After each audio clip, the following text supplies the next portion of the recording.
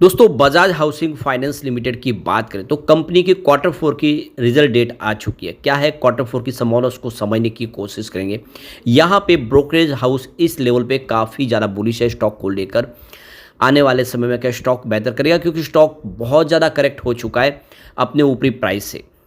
अब यहाँ पे नया मार्च महीने का शेयर होल्डिंग पैटर्न भी आ चुका है। वो क्या इशारा कर रहा है, क्या वाकई में बड़े फंड हाउस की पसंद बना हुआ है स्टॉक, क्या वो निवेश कर रहे हैं या फिर सिर्फ रिटेल इन्वेस्टर की ही यहाँ पे खरीदारी हो रही है। यहाँ पे कुछ और अपडेट है जिसको समझने की कोशिश करेंगे। Bajaj housing finance Bajaj group की एक बहुत मजबूत कंपनी है। अभी पिछले दिनों इसने बाजार में लिस्टिंग की है और उसके बाद बाजार में गिरावट का जो माहौल शुरू हुआ इसकी वजह से स्टॉक नीचे आया है, लेकिन अब निचले लेवल से काफ़ी ज़्यादा करेक्ट भी हो चुका है। क्या आने वाले समय कुछ बेहतर करेगा, जानने की कोशिश करेंगे इस वीडियो के माध्यम से। लेकिन फ्रेंड्स, उससे पहले अगर आप पहली बार हमारे चैनल पे आए तो चैनल को सब्सक्राइब कर दीजिए, एक बेल आइकॉन दबा दीजिए ताकि जब भी नया वीडियो बने पहला नोटिफिकेशन आपको मिले। वीडियो पसंद आए तो लाइक से जरूर कीजिए। चलो फ्रेंड्स, वीडियो स्टार्ट करते हैं। मैं हूँ आपका दोस्त SB दवे और हमारे अपने चैनल ऑनलाइन कमाई में आपका बहुत बहुत स्वागत है। तो सबसे पहले बजाज हाउसिंग फाइनेंस लिमिटेड के कारोबार की बात करें तो 130 पर क्लोजिंग थी। आज 1.52% की तेज़ी देखने को मिली। तो बाजार में तेज़ी का माहौल था, उसका पॉजिटिव असर यहाँ पे देखने को मिला। अब यहाँ पे शेयर होल्डिंग पैटर्न देखें अगर बजाज हाउसिंग फाइनेंस लिमिटेड का, तो प्रमोटर की होल्डिंग यहाँ पे 88.75% के आसपास है। तो एक बात तो आपको ये पता ही होगी कि आने वाले समय इस होल्डिंग को नीचे लाना होगा, क्योंकि किसी भी पब्लिक लिस्टेड कंपनी में प्रमोटर की होल्डिंग 75% की अपर लिमिट पे रह सकते हैं, उससे ऊपर नहीं। तो यहाँ पे करीब 13.75% की और बाजार में होल्डिंग को ट्रिम करना होगा। ये एक थोड़ी सी प्रॉब्लम है कि आने वाले समय और शेयर बाजार में आ सकते हैं। एक जो बस सबसे अच्छी गुड न्यूज़ ये है कि FI और FPI ने अपने इन्वेस्टमेंट को बढ़ा दिया है। वो यहाँ पे भरोसा कर रहे हैं बजाज हाउसिंग फाइनेंस पे। तो 1% की होल्डिंग थी जिसको मार्च में बढ़ा के 1.01% कर लिया है। तो ये एक बात तो क्लियरली समझ में आ रही है कि इस लेवल पे बहुत ज़्यादा FI इस स्टॉक को लेकर पॉजिटिव है। भले उनकी FI की बिकवाली हुई हो मार्च में, लेकिन उन्होंने इस स्टॉक में अपने इन्वेस्टमेंट को बढ़ा दिया। यहाँ तक कि उनकी संख्या भी बढ़ चुकी है। पहले 99 थे FI यहाँ पे, वो बढ़ के 111 हो चुके हैं, यानी FI की संख्या में भी ज़बरदस्त वृद्धि हुई है। इसके अलावा म्यूचुअल फंड ने जरूर अपनी होल्डिंग को डिक्रीज किया है। 0.47% की होल्डिंग थी जो घट के 0.45% के आसपास ही है, यानी म्यूचुअल फंड यहाँ पे अपने इन्वेस्टमेंट को थोड़ा सा घटाए। लेकिन जो अच्छी बात यह है कि म्यूचुअल फंड की संख्या में कमी नहीं बल्कि उसमें वृद्धि हुई है। पहले देख सकते हो कि 14 म्यूचुअल फंड थे जो बढ़ के अब 19 तक पहुँच चुके हैं, यानी भले ही होल्डिंग कुछ कम हुई हो लेकिन म्यूचुअल फंड की संख्या बढ़ रही है, उनका रुझान इसको लेकर पॉजिटिव है। परंतु जो DI है उन्होंने अपनी इन्वेस्टमेंट को कम कर दिया है। 1.93% की होल्डिंग थी दिसंबर क्वार्टर में, जो घट के 1.84% के आसपास है, यानी यहाँ पे होल्डिंग कुछ कम जरूर हुई है। अब यहाँ पे हम क्वार्टर दर क्वार्टर के हिसाब से देखें तो प्रमोटर की होल्डिंग अनचेंज है 88.75% के आसपास। कोई भी गिरवी शेयर नहीं है बजाज हाउसिंग फाइनेंस लिमिटेड में। FI की बात की उनकी 1.68% की होल्डिंग थी सितंबर क्वार्टर में, दिसंबर में घट के 1% के आसपास है, लेकिन मार्च में ये फिर से 1.01% हो चुकी है, यानी FI ने अपना इन्वेस्टमेंट बढ़ा दिया है। DI की बात की उनकी 1.81% की होल्डिंग थी सितंबर में, दिसंबर में घट के 1.77% हुई, जो फिलहाल मार्च में 0.72% हो गए। तो DI ने पिछले 2 क्वार्टर में अपनी होल्डिंग को ट्रिम किया है, और इसके पीछे वजह यह भी है कि लॉक इन पीरियड खुलने की वजह से जो बड़े फंड हाउस है उन्होंने अपने शेयर बेचे हैं। म्यूचुअल फंड की बात करूँ कि 1.36% की होल्डिंग थी सितंबर में, दिसंबर में ये घट के 0.47% हुई, फिलहाल 0.45% होल्डिंग। तो म्यूचुअल फंड का भी यहाँ पे निवेश कुछ कम हुआ है। बात करें जनरल पब्लिक की, 7.75% होल्डिंग थी सितंबर में, दिसंबर में ये 9.48% हुई, फिलहाल 9.51% की होल्डिंग है। तो जनरल पब्लिक ने भी इन्वेस्टमेंट इस स्टॉक में बढ़ाया, पूरा भरोसा किया है। यहाँ पे प्रमोटर ग्रुप से देखें तो बजाज हाउसिंग फाइनेंस है, तो बजाज फाइनेंस लिमिटेड की यह सब्सिडी कंपनी है। पूरे प्रमोटर यहाँ पे बजाज फाइनेंस लिमिटेड है, 88.75% की होल्डिंग उनकी है। अब यहाँ पे म्यूचुअल फंड की बात उनकी 40.45% की होल्डिंग है और 19 की संख्या है। फॉरेन पोर्टफोलियो इन्वेस्टर कैटेगरी 1 में देख सकते हो कि 1.01% की होल्डिंग है, उनकी संख्या 69 के आसपास है। फॉरेन पोर्टफोलियो कैटेगरी 2 में देखें तो 5 की संख्या, जो निवेश है 1% से नीचे है। इसके अलावा इंश्योरेंस कंपनीज की बात करें तो उनकी संख्या 10 है और 0.25% की उनकी होल्डिंग है। अब ऐसे इंडिविजुअल इन्वेस्टर जिनका निवेश 2 लाख से ज़्यादा है, उनकी 0.73% की होल्डिंग है, उनकी संख्या 1050 की है। और ऐसे इंडिविजुअल इन्वेस्टर जिनका निवेश 2 लाख से नीचे है, 7.89% की होल्डिंग है।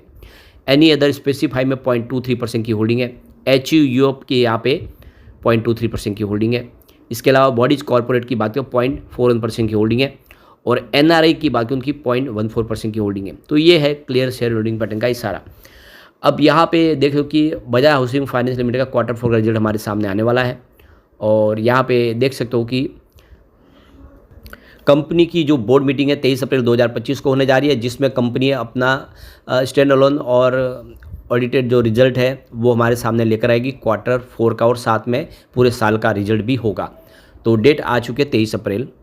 अब यहाँ पे देख लो कि रिजल्ट के साथ ही इनसाइडर ट्रेडिंग के लिए ट्रेडिंग विंडो को क्लोज किया गया अप्रैल महीने से। 1 अप्रैल 2025 से ही ये ट्रेडिंग विंडो क्लोज है और प्रमोटर हो या बोर्ड के मेंबर्स या एम्प्लॉय कोई भी फिलहाल ट्रेडिंग नहीं कर सकते। तो ये ट्रेडिंग विंडो अब खुलेगी 25 अप्रैल को, यानी देख सकते हो कि शुक्रवार के दिन, शुक्रवार 25 अप्रैल से नॉर्मल ट्रेडिंग कर पाएंगे बोर्ड के सदस्य या फिर एम्प्लॉय या प्रमोटर, सबके लिए जो ट्रेडिंग विंडो खुल जाएगी। इसकी जानकारी एक्सचेंज को दे दी गई है। और इसके अलावा देखें तो कंपनी की यहाँ पे अर्निंग कॉल है वो भी उसी दिन होगी, बुधवार को ही 23 अप्रैल को शाम को 6 बजे, जिसमें फाइनेंशियल रिजल्ट को डिस्कस किया जाएगा अपने इन्वेस्टर के साथ में। और इस कॉन्फ्रेंस कॉल का हिस्सा बनेंगे मैनेजमेंट, सीनियर मैनेजर टीम जो है वो सारी बातचीत यहाँ पे रखेंगे, किस तरह से रिजल्ट के आगे की संभावना है और किस तरह से आगे कंपनी करने जा रही है वो सारी जानकारी होगी। कंपनी ने क्या क्या अचीव किया है वो उसकी जानकारी वहाँ पे देखने को मिलेगी। तो यहाँ पे इस कॉन्फ्रेंस कॉल के जो हिस्सा बनेंगे अतुल जैन जो मैनेजिंग डायरेक्टर है कंपनी के, गौरव कलानी जो चीफ फाइनेंशियल ऑफिसर है और दूसरे और मेंबर रहेंगे। अब यहाँ पे इसकी परफॉर्मेंस अगर आप देखें तो इसका 52 वीक का जो हाई बना 188 का है, ये 18 सितंबर 2024 को बना था। लिस्टिंग के बाद ही 3 दिन में इसने ये हाई बना दी थी। और जो 52 वीक का लो है वो 103 का जो 28 जनवरी 2025 को बना और वहाँ से स्टॉक फिर काफ़ी अच्छा रिकवर भी हो गया है। अब यहाँ पे जो देख सकते हो कि domestic brokerage firm Ventura securities इस समय 3 स्टॉक को लेकर बहुत ज़्यादा बुलिश है और उनको लगता है ये स्टॉक आने वाले समय बेहतर कर सकते हैं, जिसमें 2 देख सकते हो स्टॉक जो है जो अभी लिस्ट हुए बाजार में वो है बजाज हाउसिंग फाइनेंस लिमिटेड और एनटीपीसी ग्रीन एनर्जी, जो दोनों ही काफ़ी बेहतर करते हुए दिखाई दे सकते हैं। इसके अलावा उनका जो भरोसा है वो ग्रासिम इंडस्ट्रीज पे बना हुआ है। तो ये देख सकते हो कि काफ़ी अट्रैक्टिव लग रहे हैं। टेक्निकल चार्ट पैटर्न के हिसाब से स्टॉक में आने वाले समय तेजी की संभावना बन सकती है। वेंचुरा सिक्योरिटीज का लगता है कि इस लेवल पे अगर खरीदारी करें तो स्टॉक बेहतर आने वाले समय वैल्यूएशन दे सकते हैं। तो इस लेवल पे क्या बजाज हाउसिंग फाइनेंस काफ़ी अच्छा है। तो यहाँ पे देखिए बजाज हाउसिंग फाइनेंस लिमिटेड की वजह एसेट क्वालिटी में काफ़ी अच्छा सुधार हुआ है।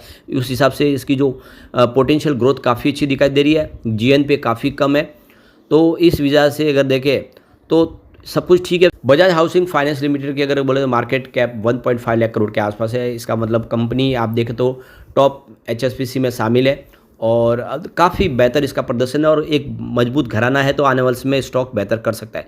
अब रिवेन्यू की बात करें तो देखो दिसंबर 2023 में 1946 करोड़ के आसपास था, जो दिसंबर 2024 में बढ़ के 2449 करोड़ तक पहुंच गया। ज़बरदस्त जंप देखने को मिला। सितंबर में ये 2410 करोड़ के आसपास था।